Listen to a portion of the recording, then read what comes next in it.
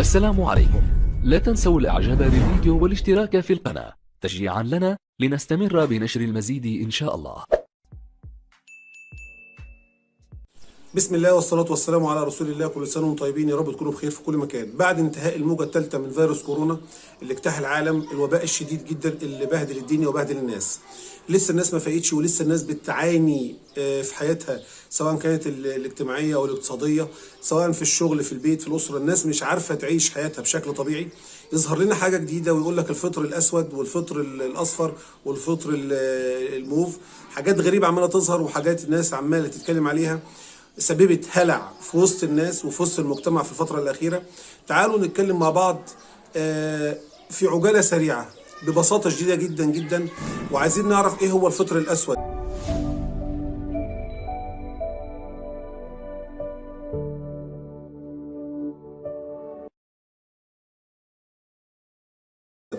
الفطر الأسود ده أولا هو فطر أو وباء مش لسه جديد. الفطر الأسود ده وباء قديم جدا، لكن هو عشان خاطر كان مرض نادر ومرض يعني ما بينتشرش بشكل عام، فالناس ما كانتش واخده بالها منه.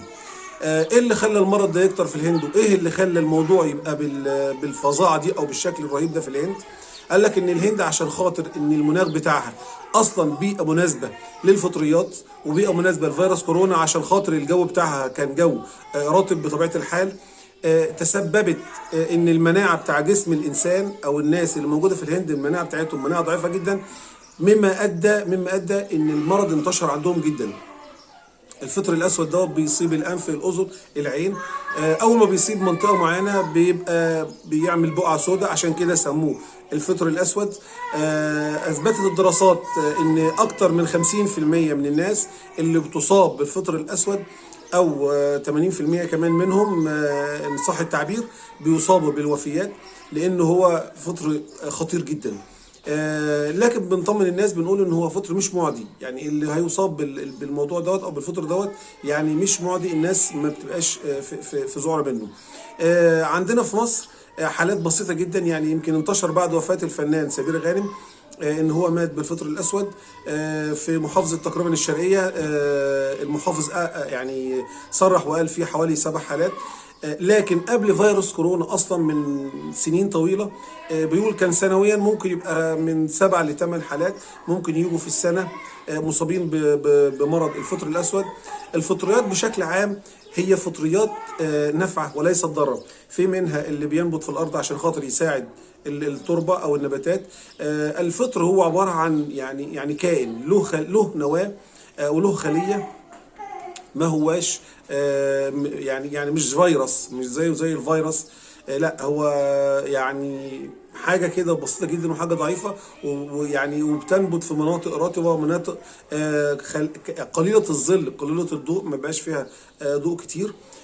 وفي بعض الفطريات طبعا بتخش معانا في صناعه الادويه، بتخش معانا في مجالات كتير جدا جدا، الا ان بعض منها بيتحور ويبقى مضره طبعا زي الفطر الاسود اللي هو معانا في الحلقه بتاعت النهارده.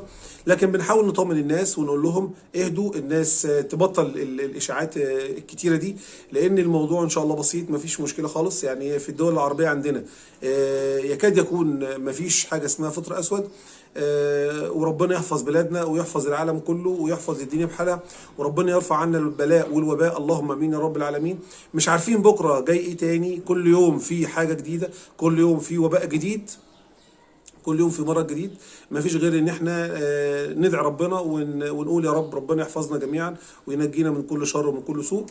طبعا بنبه في نهايه الفيديو بتاعنا الفطر الاسود او الفطريات عامه من ضمن الاسباب بتاعتها اللي هي بتخليها برضه تنتشر او تيجي او يصاب بها الانسان، لان هي بتظهر من الحاجات العفنه او المنتنه او الحاجات اللي مش كويسه. يعني عامل النظافه مهم جدا.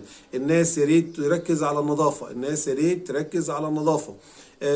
نظافه البدن، نظافه الاوعيه، نظافه الاماكن اللي الناس عايشه فيها. بلاش الاحتكاك بالحيوانات الاليفه كتير في الفتره الاخيره ديت، عشان خاطر ربنا يحفظنا ان شاء الله وينجينا.